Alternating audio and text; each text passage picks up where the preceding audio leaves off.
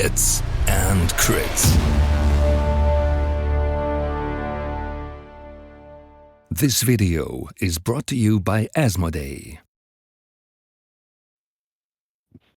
Yo, hello and welcome to our Martell office hour for Season 6. We are happy to have you here and we're gonna discuss the latest changes. I'm Alex. I'm new to the Hits and Crits team, only been there since I think a month, and I'm gonna help out with the Martell channel with the moderation and which will later be the support for the stats channel. Yeah, I'm Martin. I'm not so new to the Hits and Crits team. I'm the Martells moderator and also part of the Hits and Crits team. And yeah, I think before we start, I wanted to give a shout out to my friend in Hamburg Nords for his fantastic tournament yesterday, where a lot of guys were playing. It was a very good job, and he deserves some credit here. So I wanted to start with some shout outs to Nords. Keep on doing these fantastic tournaments. So we want to start, Alex? Yep. So I think everybody can see the patch in my stream, right? And then I would say we go from Ariota to the High Hermit and so on and so on. So Alex, what do you think about Ariota, the new attachment? Oh, I have to say, this is a thing where we already disagreed because we talked about it a little bit before. Yeah, we did. I think this is absolutely amazing because I love Battle Plan. Battle Plan basically allows you to throw away 2 tactics cards and get one out of your deck. Of course, it is expensive, but in the early game, you often have, especially round 1 and 2, you want to have something like Cunning Ploy.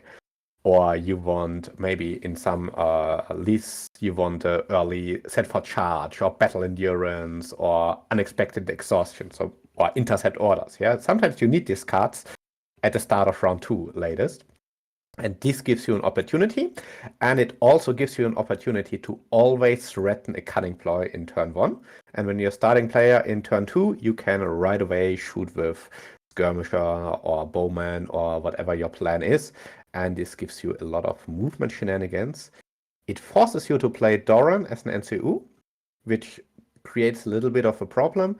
And the other ability, Mark Target, is always good, right?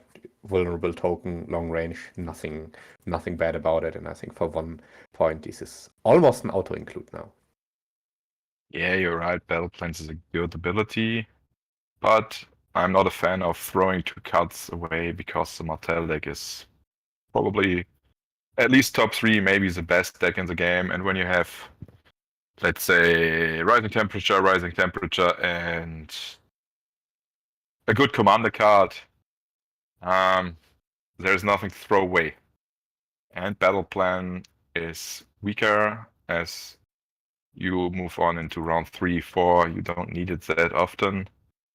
And you're right, Mark Target is a good ability, but Martells do not lack of vulnerable tokens. They throw out vulnerable tokens like candy. And one more vulnerable token, it's not the greatest thing in the world, yet it can be good. With a 4 extra points, I think you can have him in basically one list because 4 points is a lot.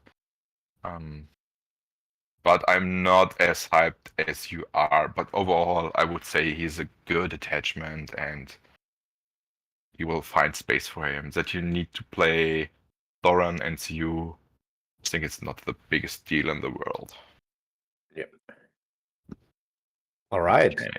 Then let's move on to the High Hermitage Sentinel. What changed? You gain on the ambush, you gain also now a vulnerable token. Before it was only Weakened and Panicked.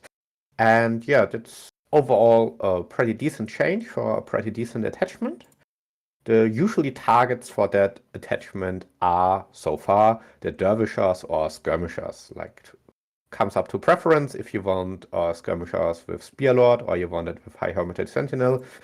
The thing is, for the Skirmisher, it doesn't change much because usually you don't use it for charge, you use it more for the pivot into March, for example, also with a Cunning Ploy or with a last activation to get into a flank and then shoot at the enemy from that. And be basically, if you are using it on infantry, you can get out of sight and then it's horror for the opponents because they will never charge you again in this game, probably. Yeah, it's a general rule change. It's not the craziest rule change in the world, but you take the vulnerable token extra.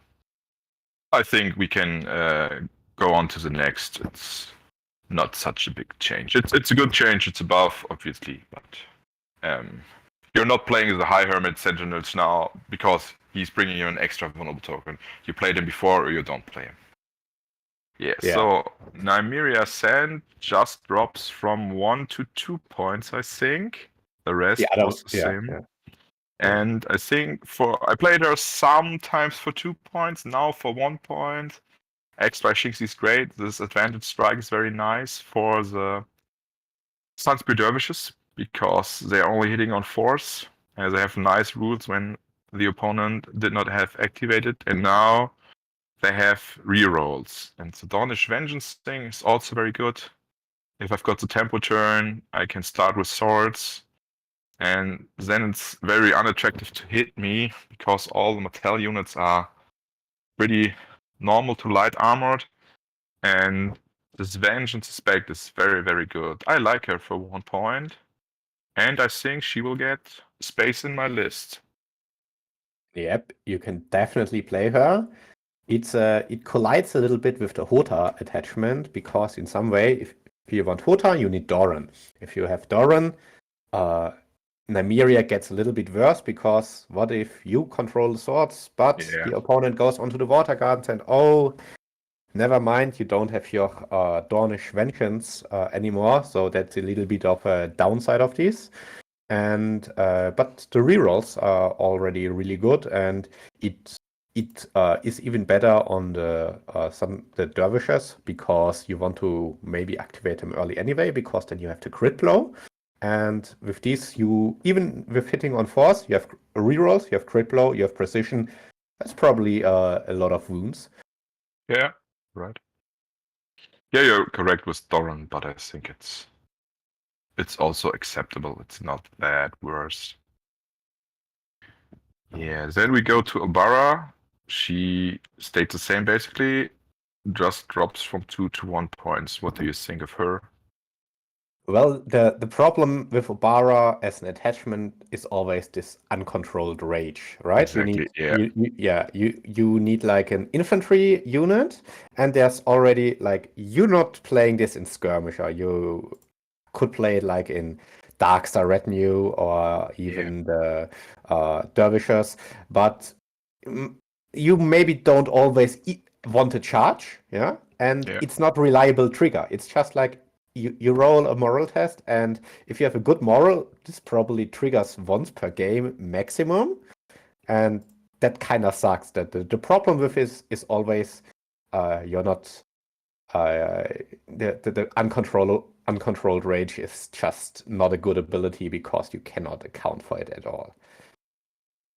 Yeah, exactly. And for me as a tournament player, I would say I would never ever play her because when my opponent is pretty good, he will bring me in a situation where uncontrolled range is bad for me. Like he will put on stakes, put a unit behind stakes, and then I have to charge with my very expensive unit over the stakes, and I don't want to do this. And because of uncontrolled range, I would never ever play her. I don't like this rule. I see why she gets it, but I don't like it, so it's not my piece of cake. Yeah, I guess you can play it sometimes for the memes. I thought, Yeah, like, sure. yeah, maybe you played with Lysine Cell Swords and you have at least crit low Sundering, and they have kind of a bad moral, so this might actually trigger eventually.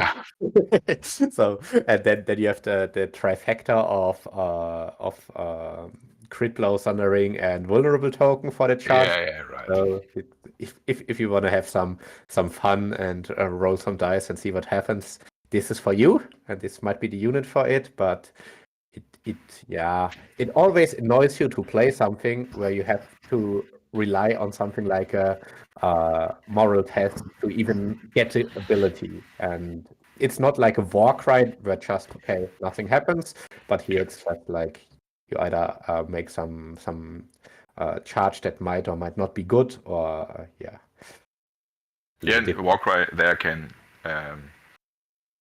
use it when I want to, and here it's on my activation, and that's also done. So yeah. So I am going to switch to Ares and Ares Oka. yeah. Everybody's What do you think? perfect. What do you think about the Ares Oka buff?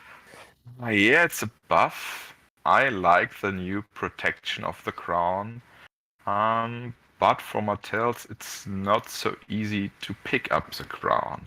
But I see him in a Royal Guard with no vulnerable tokens, with rerolls, with shield wall, and that makes the Royal Guard very, very tanky. I like him, and I think because of the 4 extra points, maybe the 3rd or the 4th point could be him. When you like playing Royal Guard, if you're playing something like double skirmishes or even triple skirmishes, he's not so crazy, but in a Royal Guard I see him, or maybe Golden Company, something like this, Golden Company Swordsman. Yeah, I like him.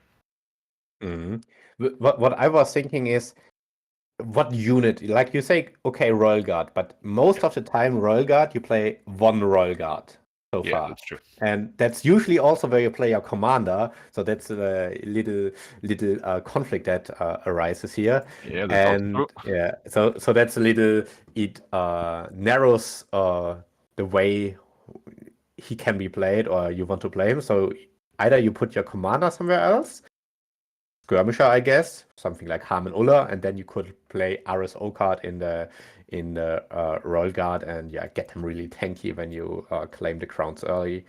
In theory, it could also be that you play some kind of Oberon list, because Oberon also wants to control the crown for intercept orders. Yeah, that's true. So maybe Oberon could be played in something like skirmishers, and you just get out the poison and then you run away again. That is definitely an ability that you could use. Maybe something for the big 80 points mode. There you can play something like 2 to 3 Royal Guard and then one with Ares Okard, something like this.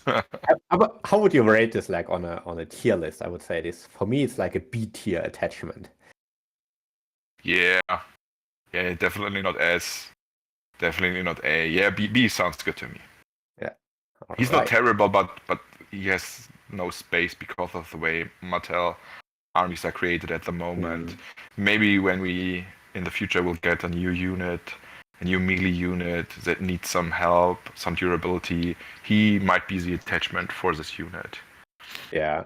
The downside is obviously you need to control the crown before something happens, and that is, you're not really eager to jump on the crown early in the round. So it's either you declare some Peter once per game, that could be some synergy, or it's like probably later in the round, and then there's always the chance that the opponent already activated a combat unit that is going to hit the Ares Okard unit, and you get nothing out of it.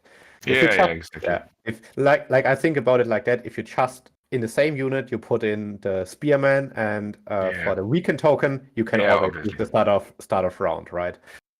Yeah, it also depends with the nature of the crown. The crown is, I would not say the weakest of the 5 zone, but the most situational of this zone. It can win you games, but most of the time it's basically replaced or does close to nothing.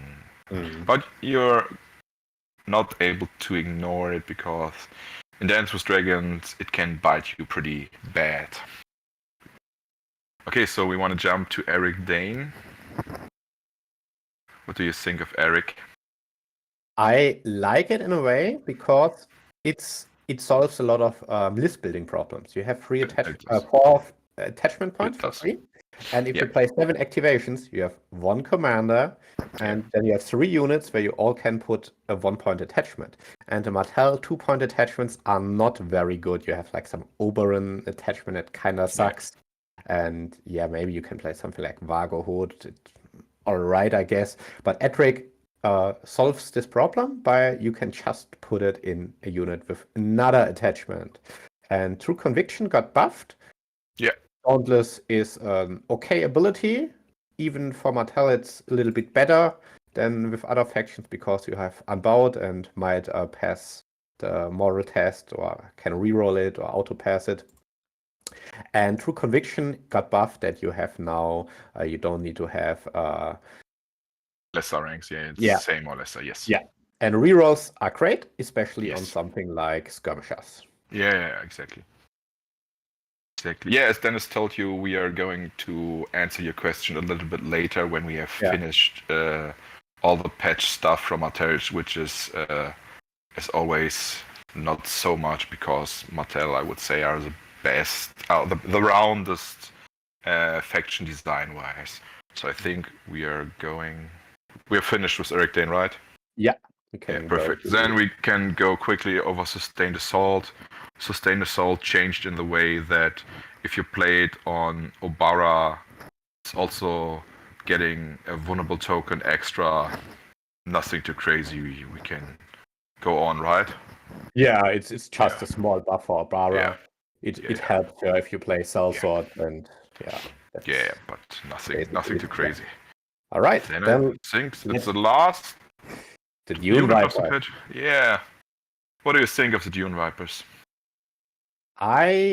Like before them, I have to say I really did not like them. They were like 6 points. They are like, I do no damage, but if you attack me, maybe I do some damage. And that was always a hard design for if your opponent just ignores it, then this unit doesn't do much. But now it got a little bit better because it has 1 point less. You lose the Counter Strike, but as I said, Counter Strike wasn't really the greatest of all abilities.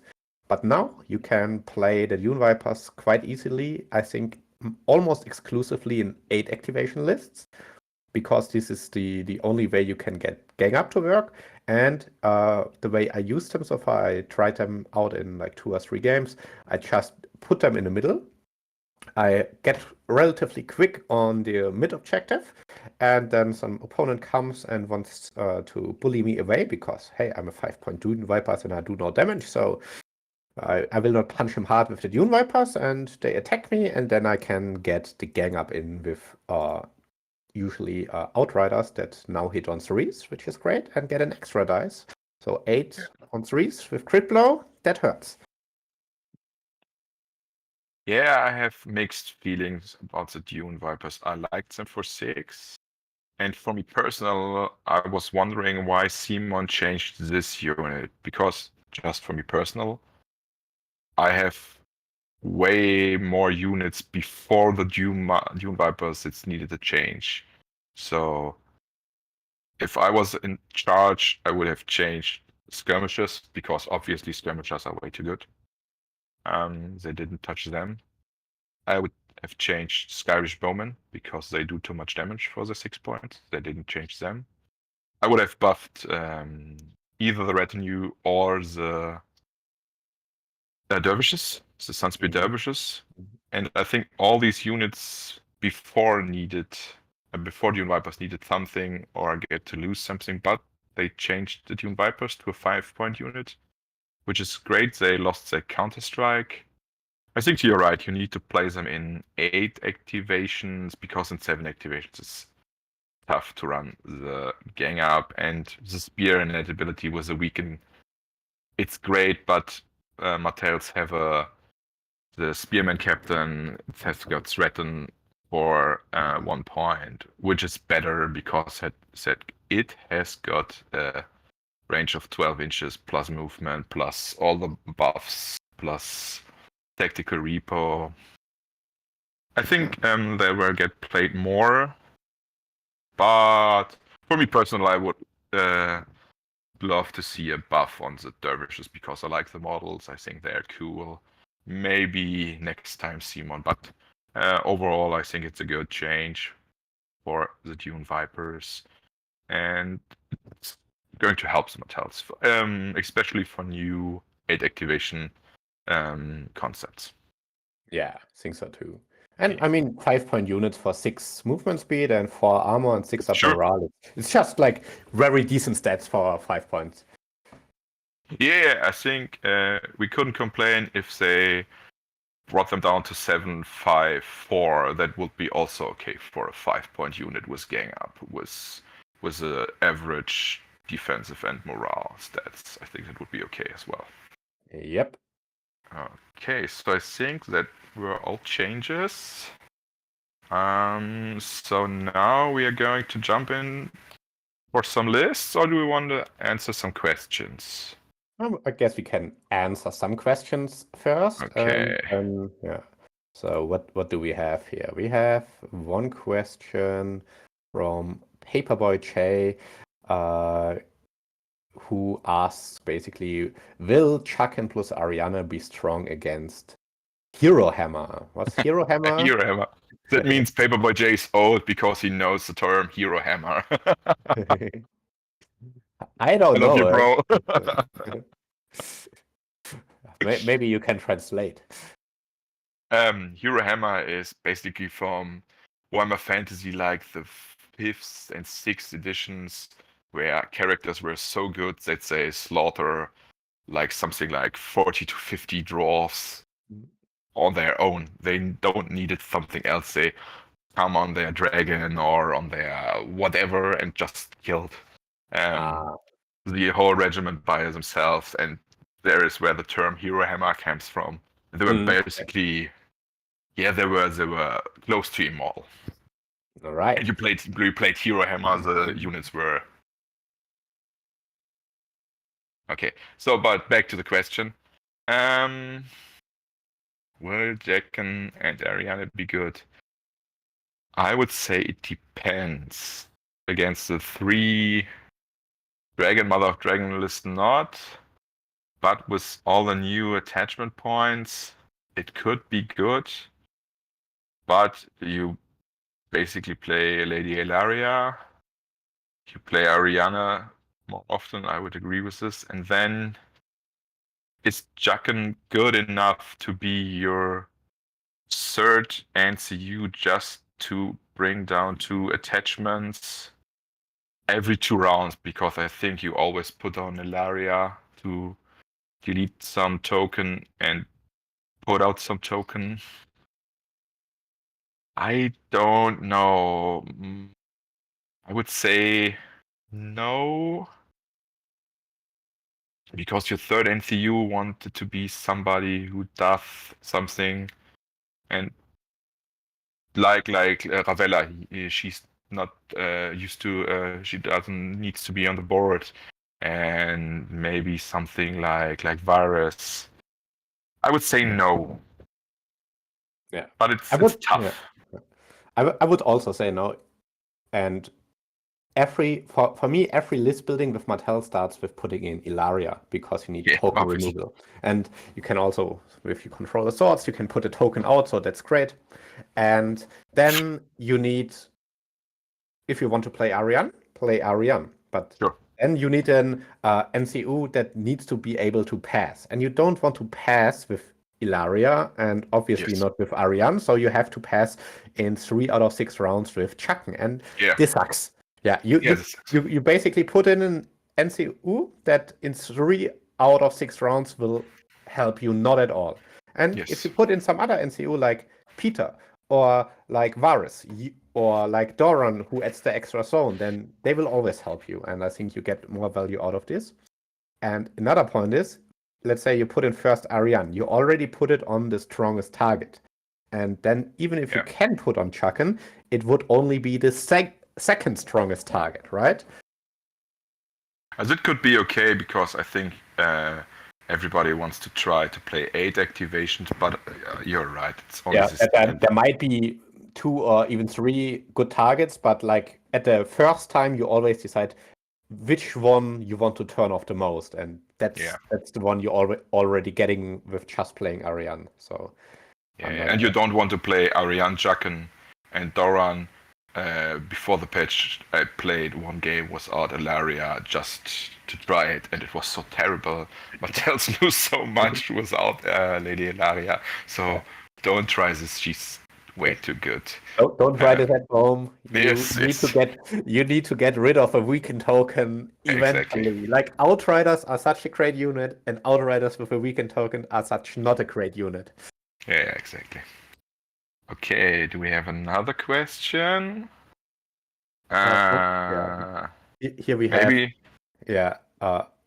from the Martell channel, there was what are the most annoying, hardest matchup to deal with in Season 6, and how can we be successful in these matchups? Oof, I would say it's way too early for this question. I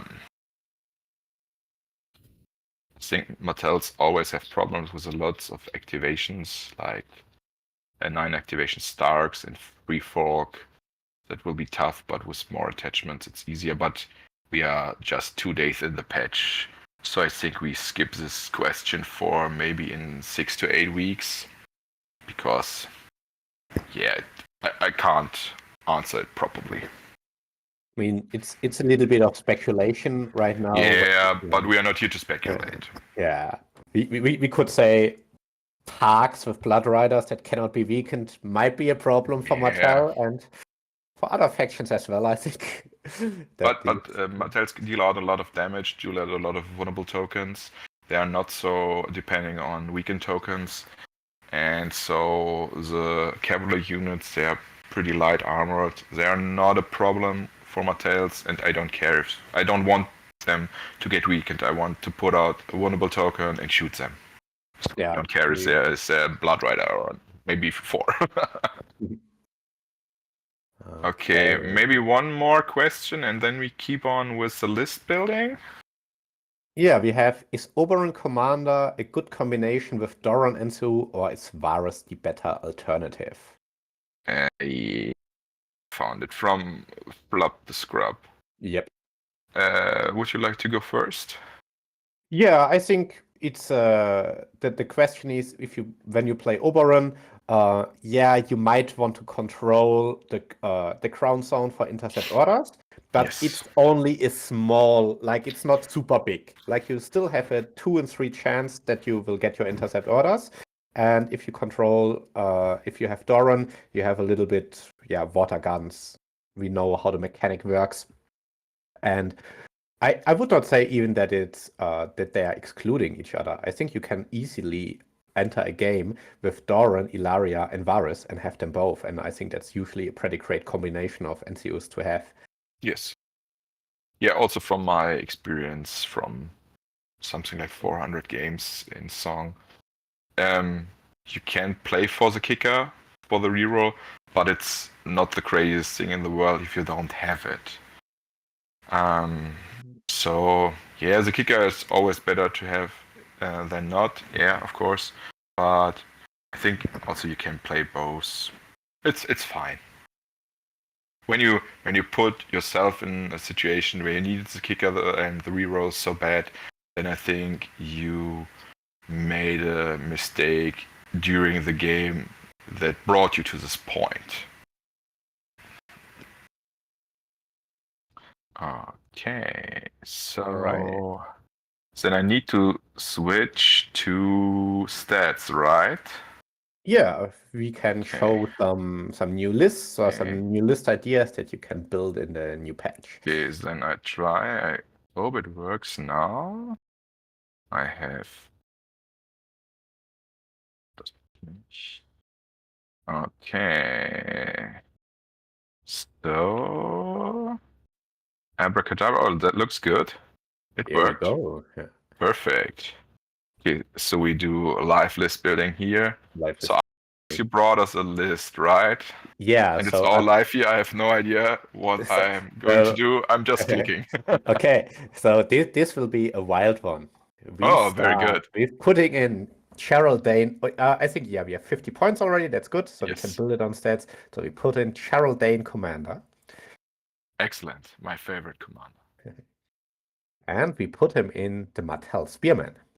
Ooh. Okay, we do this. It will be fun, don't worry.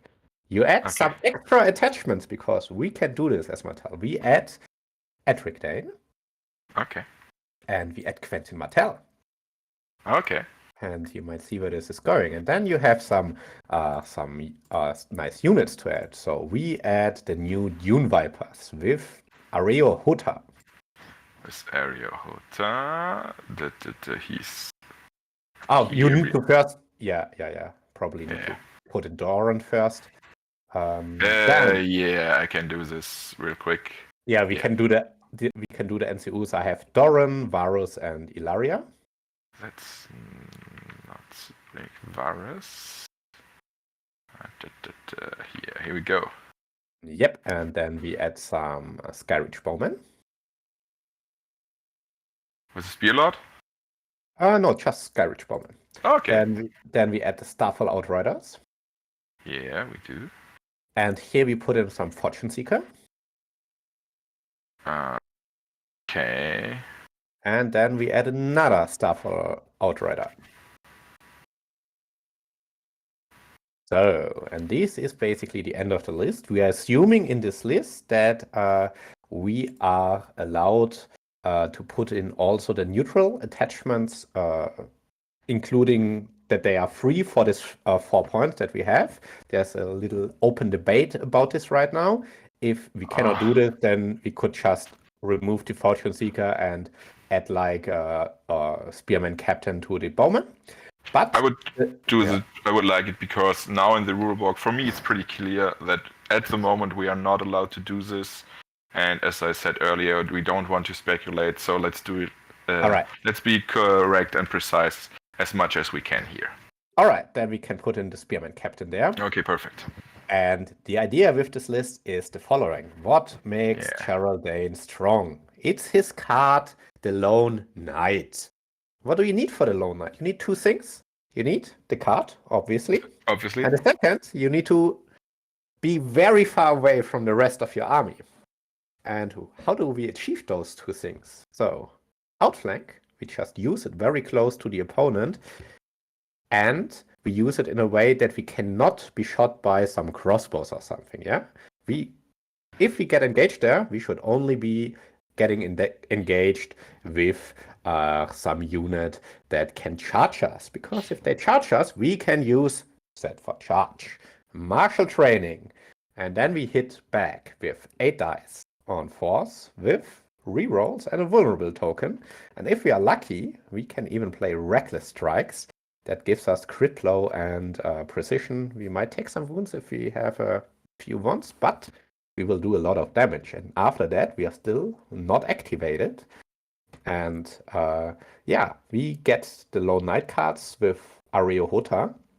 Yeah, and I played it a few times already, and it's really annoying for an opponent because sometimes they just don't know how to deal with this unit. If they ignore it, you can just play Lone Knight, and at the end of the round, when your double activation is coming up, you do a march or you do a maneuver, and then you charge a unit, and will do pretty decent damage.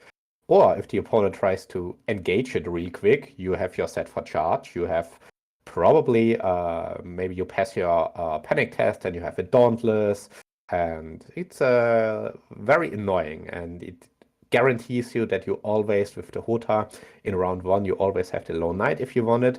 And even if you are somehow ending with a lot of wounds and can get one last hooray, okay, Hota, battle plan, reckless strikes, you attack with max dice because you're targeting Geraldine, and you hit one last time with 8 dice with the probably with rerolls, and with the martial training or the Ettrick Dane with the true conviction, you will still do a lot of damage. And this often helps in the game I played it. This unit died after a while, obviously, but it always was able to deal a lot of damage. And also it was giving me the tactical advantage of basically being able to run on every objective point in the game and score victory points from there. And then you trade like 1-for-1 units, but you already had like 5-to-1 on victory points because your opponent has to choose to either engage your unit and get rid of it eventually, or to get to the objectives. And you have a very quick army.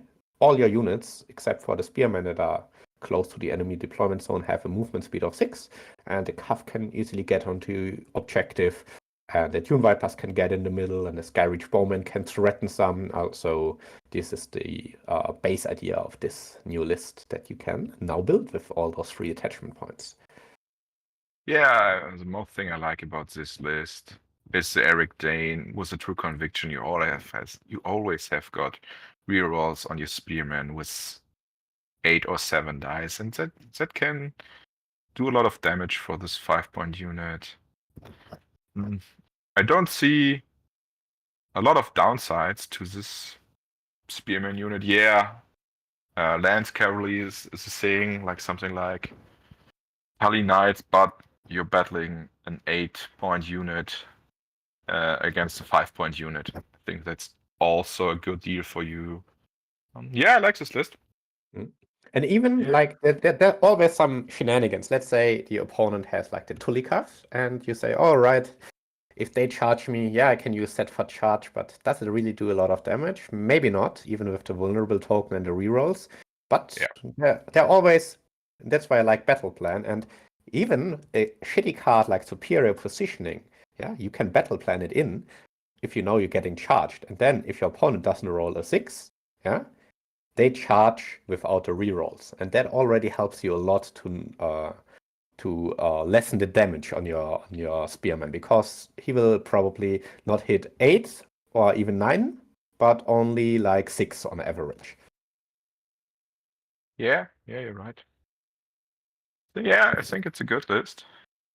Okay, I brought in a not so creative, but I think a very strong list. I just put them here, or maybe I can copy to clipboard and put them in the chat for our friends. Yeah, I think that's it's easiest the way. old version of stats, because so you needed to change the point costs. Oh, and I think Paperboy J agreed me, like he's old, he knew the yes. Yeah, from Oldtimer. Perfect. So I brought in a not so crazy, but I think it's a very strong list.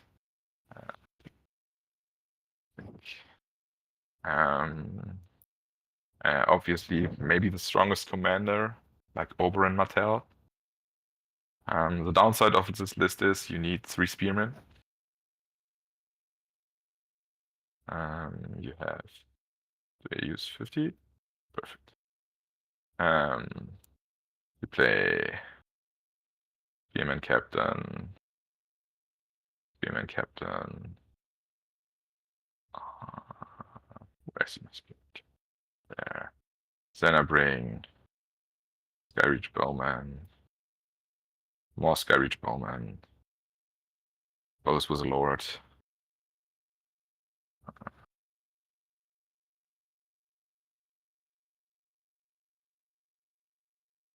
And my NCUs, obviously. Elaria. I would go with Thoran for more shenanigans. And the third NCU is a little bit. You can go Nymeria for the crit blow, move and stuff. Or you can go Varus. Or if you like, I think you also can go Ariane. So I think I've got 44. Yes, I've got 44 points. Yeah, you think you can go Ariana. The third NCU is a little bit. What do you like? If you're playing not Ariana, you can put Eric Dane here. Let's go with Ariana. I think that's maybe the best, because with all the attachment.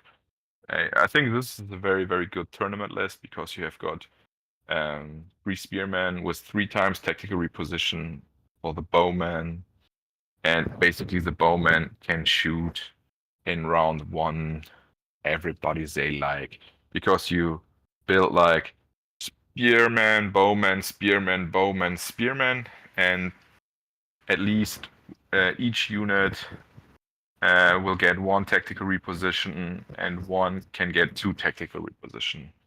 And let's say I'm not the first player. Usually my opponent first round, he goes ladders, then I can go horses. Then my Skyreach Bowmen are 6 inches up the field, then I can take repel them twice. They are 12 inches up the field. Then they can shift 2 and shoot 12. Maybe I've got a battle plan. Obviously, you can change 1 spearman captain for battle plan, dude. But I would like to go with more weakened tokens for the durability, because armor is not very, very good in this list. And with stakes, with palisades, you can deal a lot of damage here, and Oberyn can delete one unit with his poison. I think it's a very, very strong list, which you will see a lot in the next time in tournaments. So Alex, what do you think of my list? Yeah, it's basically a Martell gunline list. You have like Yes. those two bowmen shooting all with extra dice, and you are having 3 units with set for charge and tactical repo. So it is definitely a menace to play against, as you can charge block also quite a lot later in the game with the tactical repos, and yeah, there's with those weakened token spam, it's really tough for the opponent to get a good engagement and to get out of this gun line. So this will create a lot of problems with the with 8 activations and Oberyn, and it's always a menace to play against something like that. Yeah. So we have another list? I don't think so. Or you have another crazy list for us?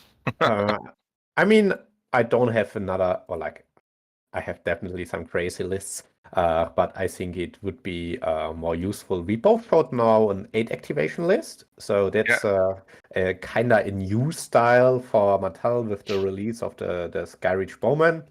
And I still want to maybe show 7 activation lists. Sure. And the problem is here we also have the idea of I can just how it in a way, or like adjust it because it's with Glory Seeker and Fortune Seeker, but it's with Demon Sand.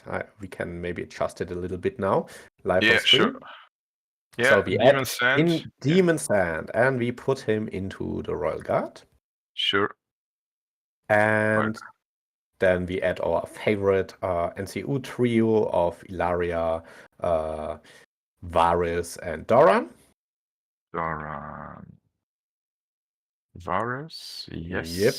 Yep. And then we add 2 units of Sand Skirmishers. I always like this list. Already. Yeah, okay. Yeah. 2 units. And then we add 1 unit of Starfall Outriders. Sure. And for the attachments, we add a Spearlord to 1 Skirmisher.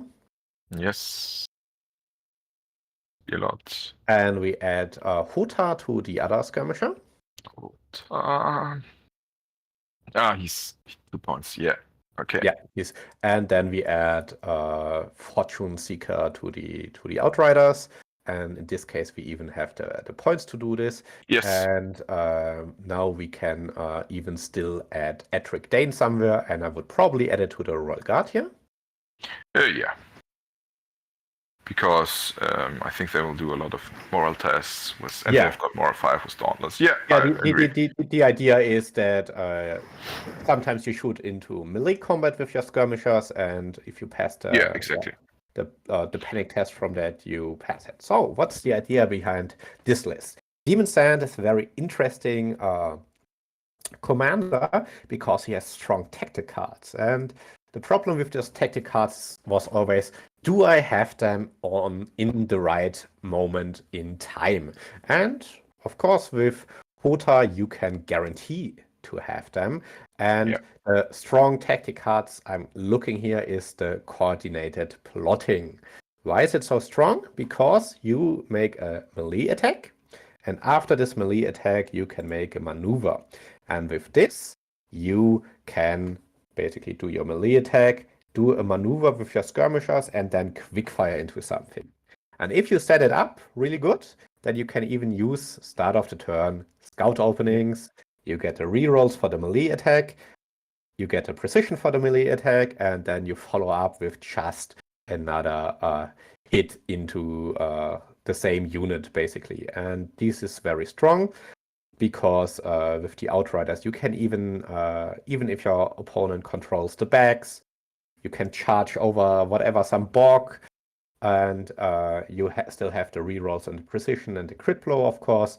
And this is a very good chance to double tap a unit, especially if you can put a marked target on the opponent before that you also have with the Hota. So this is the idea of setting up really strong turns with your coordinated plotting and with your Hota, that you always have this tactic card when you need it. Okay, I've got one question here. I see the list, I like the list, but I know why you're taking the Fortune Seeker. But if we say we do this Living the Dream stuff with Quickfire, not with Quickfire, with Scout Opening, wouldn't it be better to change the Fortune Seeker into a Glory Seeker if Yeah, you're it going would. to shoot? I just thought about it. The only reason I had the Fortune Seeker because I in all my other lists I build where I don't have this combo. I build Outriders with Fortune Seeker because when you have Doran, it's very unlikely that your opponent controls the bags because he has to control not only the bags but the water gardens to get away from it. And with the Glory Seeker, of course, it's amazing because you're now engaged. And if you pass the panic test that you have to roll, obviously, then your opponent gets from the stubborn tenacity still an extra wound. And that could be the last wound you do deal to this unit and finish it right off. I'm not so big into this extra units. That's great, but sometimes you miss the panic test and then you don't get so much damage. And I think it's important for Martells because our healing is not the greatest in the world, and I have always a more defensive a view to the game, so I would go with him here. I see why you take the Fortune Seeker, but I will post this list this way. I think you are actually correct in this list. Glory Seeker is probably straight up best. Yeah. Okay. So just put it here. Click. Perfect. Okay. So wonderful. So we can go back for maybe some more questions from the chat. Do we have some more questions? Yeah, we have from Esther Flaygood. What do you think can work against Lannister or Mother of Dragons full cap list? I'm not sure if the full cap list is basically should we play full cap or if I think he Garion full is. cap, I think full cap because they're so fast. I think. I think against Mother of Dragons our best unit and our best chances. Oh, he's he answered. Yes, text full cap. He said. I think against Mother of Dragons, skirmishers, a lot of skirmishers, 2 or 3 are the best because the dragons with fire made by flesh don't like the wounds from the shooting. But it's a tough matchup because the dragons can mob 1 unit of skirmishers. And in melee we don't have enough damage. The precision is this what makes the dragon fear the skirmishers, and I would think you need 2 or 3 units of skirmishers, maybe with Errol, with Darkstar, with Eric Dane, something like this. I think that's is the best way against the Mother of Dragon lists if they are playing 2 or 3 dragons. You wanna go Lannister or you wanna go full Cav, Alex? I could still say another concept that sometimes works is if you play double Skyreach Bowman and Oberyn in set for charge Spearman and basically try to counter the dragons that you cannot use armor. So what's the best thing you could do is you have more bodies on the table, and what you need against dragon is kind of damage, and either this comes via the skirmishers. They are a great solution, but with skirmishers you're usually playing 7 activations, and the other way could be like double Skyreach Bowman, or maybe with the new double Outriders if you're playing some Harmon Ulla list. That could also work if they have the battle endurance on, and you basically try to say, he will strike me, it will hurt, I will take wounds, but I will also deal damage, and try to win the shootout. And I think that kinda is the same against the Targ full cuff list, because they will run in, they will not be weakened, they will do damage, and the answer is just trying to hit back as hard as possible. And there's no other way. I think you cannot weaken the Cav, you cannot weaken the dragons really. So they will come, they will do their shit, and you just need to hit them back. Yeah, maybe you can go with a 3 times Reliquary list with Demon Sand, double Outriders, because you only need to attack. You don't need to deal hits or damage. You just need to attack and then you heal. So maybe this is a way with 3 times Reliquary. That sounds also very doable. I think you need to try it out.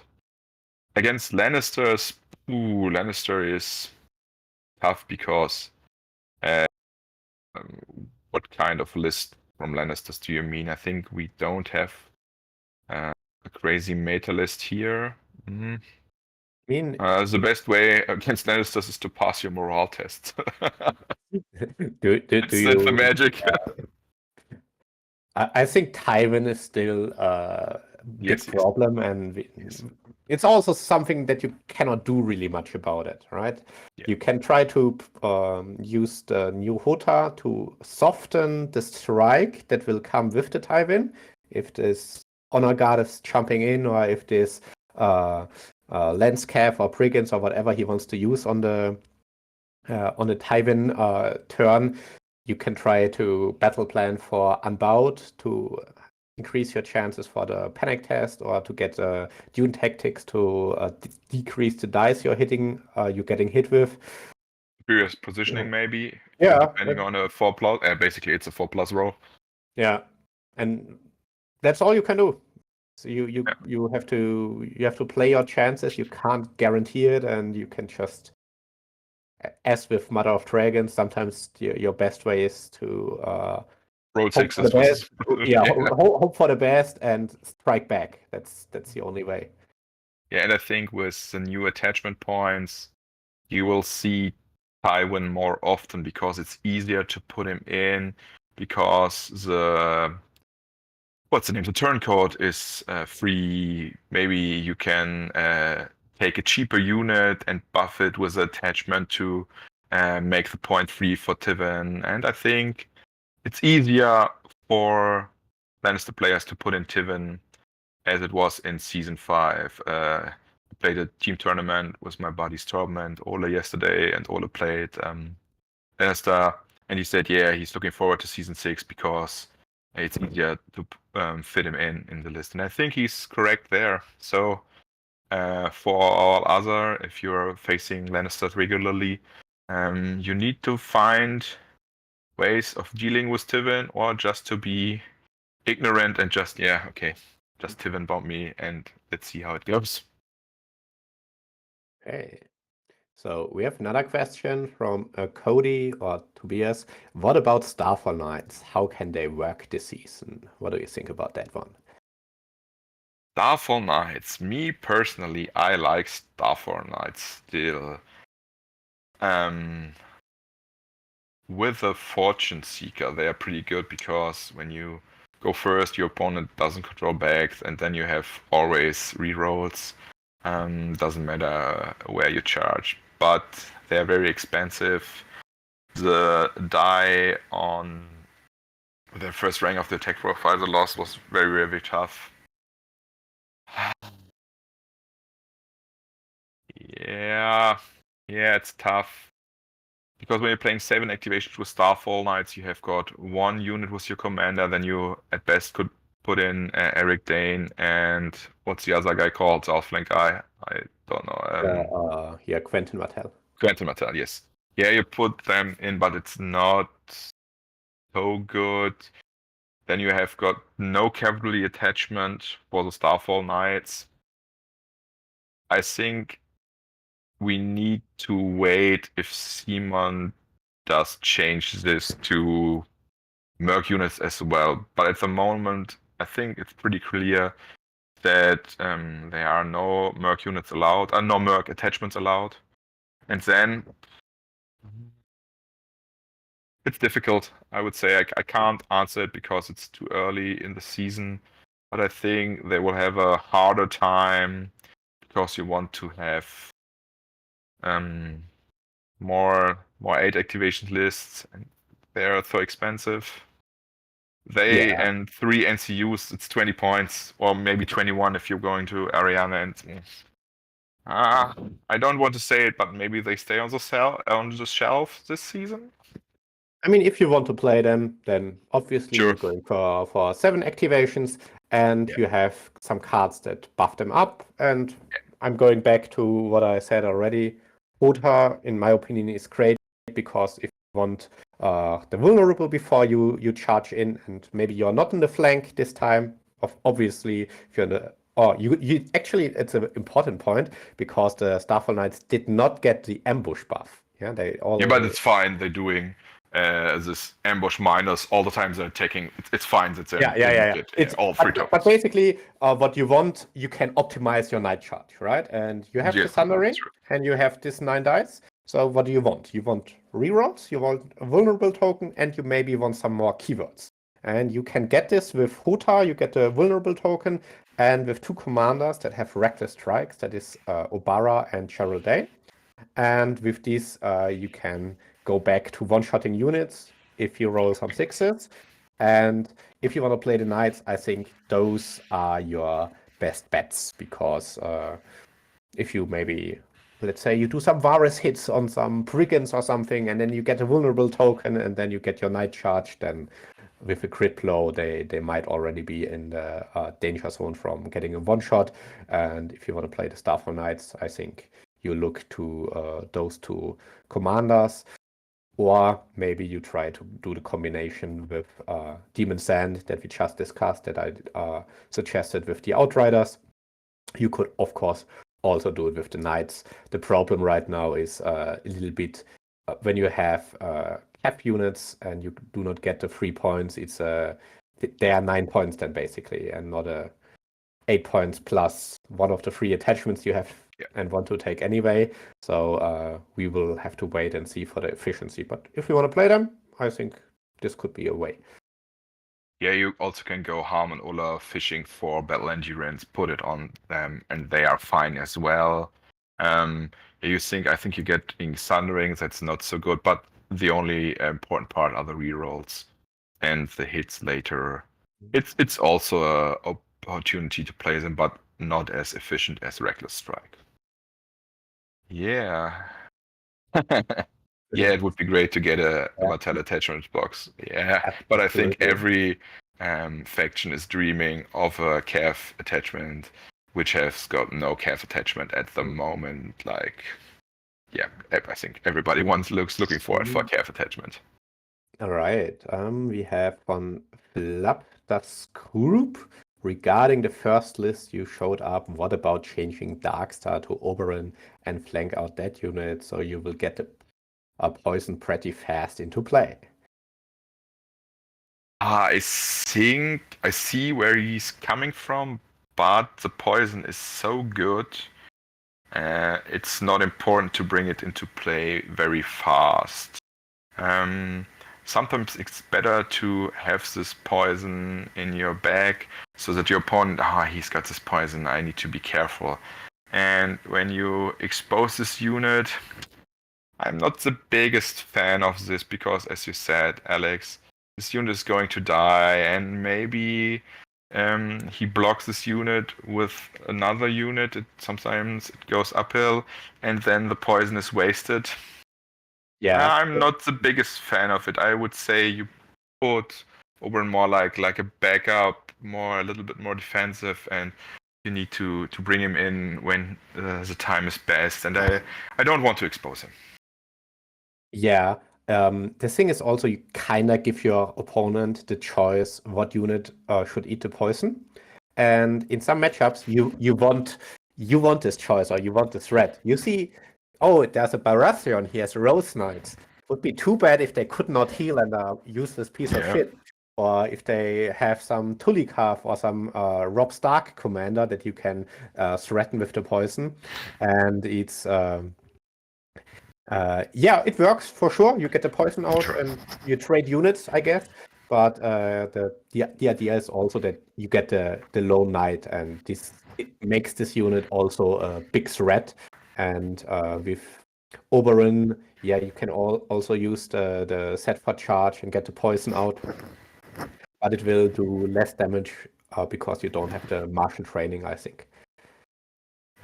Also, downside is it depends. If your opponent is clever, you can just put Oberyn here, and if the unit you want to poison is in the middle, that's also a downside, which I think would not change to Oberyn here and outflank him. No, I think the downside part is bigger than the upside part. But I can see why you want to bring in the poison early. But Martells have enough vulnerable tokens. It's fine if you bring out poison round 2, round 3. That's good enough. So then we have You're three welcome. outcome. Yeah, I'm thinking Obara Commander with Edric in Bolton Bastards Girls will be pretty solid this season. What do you think about that? Alright, I don't like Bolton Bastard Girls because they have got armor of 6. I see where it comes from. They've got a 14-inch threat of charging. Yeah, I think you can play it, but Obara is not the greatest commander in the world. She got the little buff with the sustained assault. What my problem is also, Edric gives True Conviction, and True Conviction needs it to be a Martell unit, right? So Yeah, you're right. You're not getting the True Conviction part, so you're basically Right.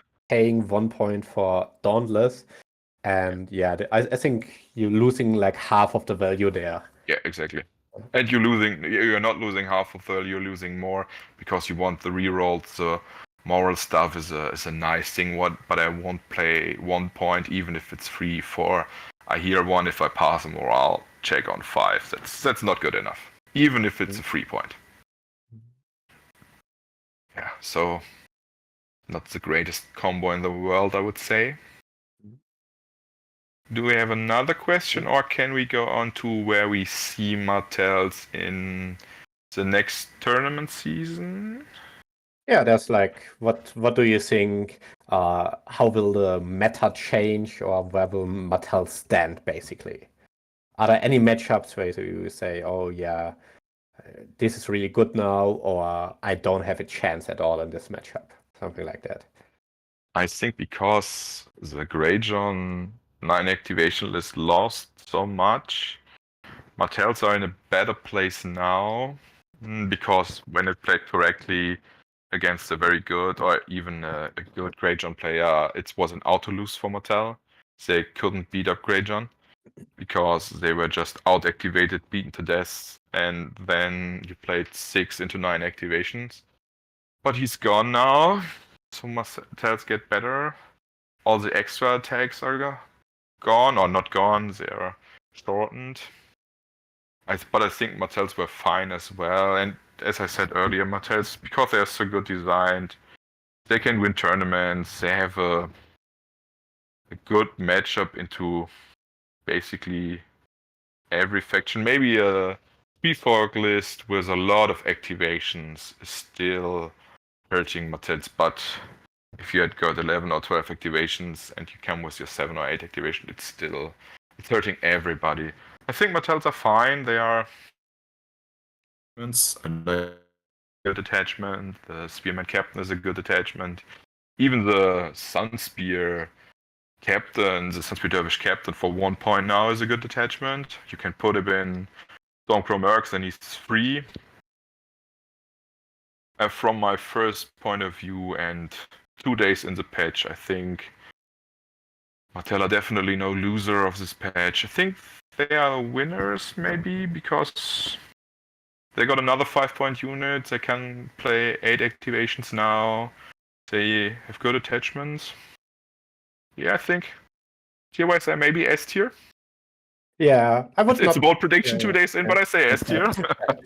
I would say we are definitely in a good spot. There are Yes. some stuff where we have problems, like stone throw is still a problem, and Yeah, yeah, still. you might run into it's not that you when you're meeting your friends, you usually don't have those stone throw games, or they would not be your friends. But in tournaments, you might run into this, and it's still a very tough challenge to overcome. You can have some little text with the attachment. You can get some Harmon Ulla that you have a little bit of heal after that, or yeah, you can try some stuff out with the Huta as well, that you try to get your intercept orders early or something. I think Lannister is still a tough one because Tywin and Yeah. the alpha charge is still very good. And interesting point is made. Hard to see Martell versus Giants and Mammoths. I would say Skirmisher are good against that, Yes. obviously.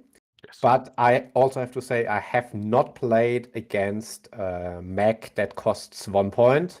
So it's hard for me to judge how good mech commander will be with the 4 points he got for free now, and yeah, how much it improves this list.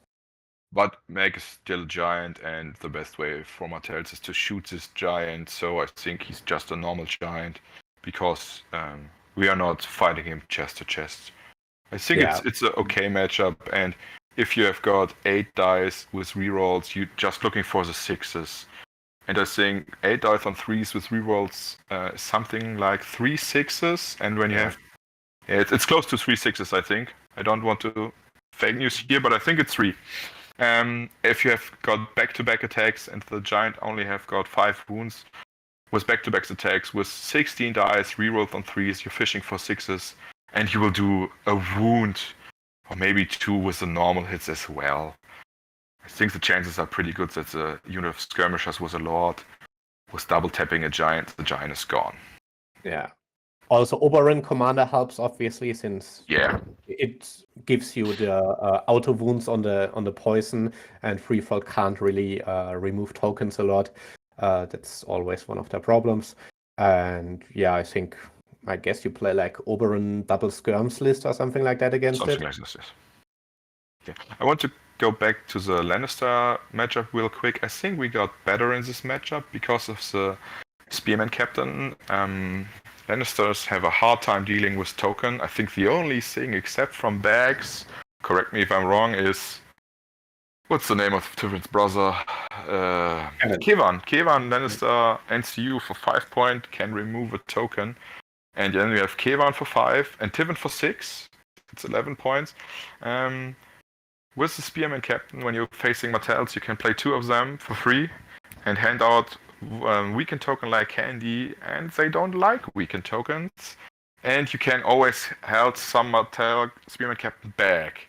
So if they remove this token, you can bring it back in. And I think this matchup is better for us now because of the free threaten attachment. Which is, I think it's crazy good.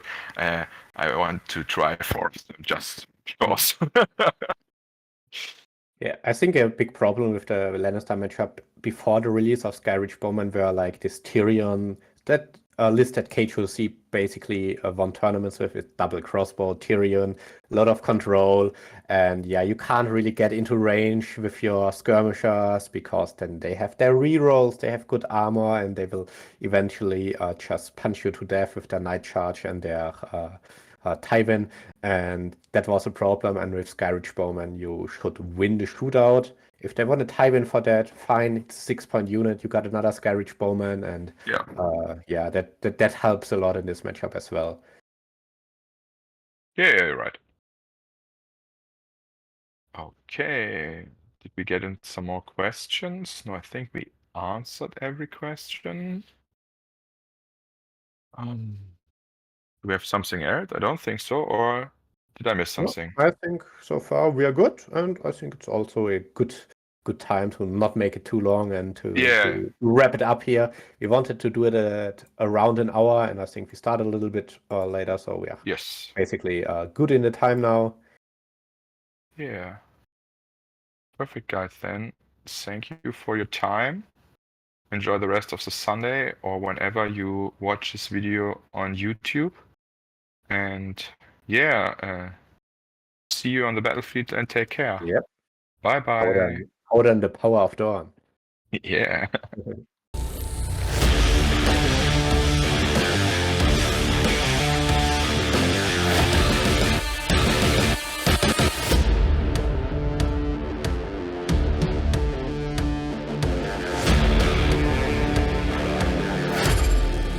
Come for the hits and stay for the crits.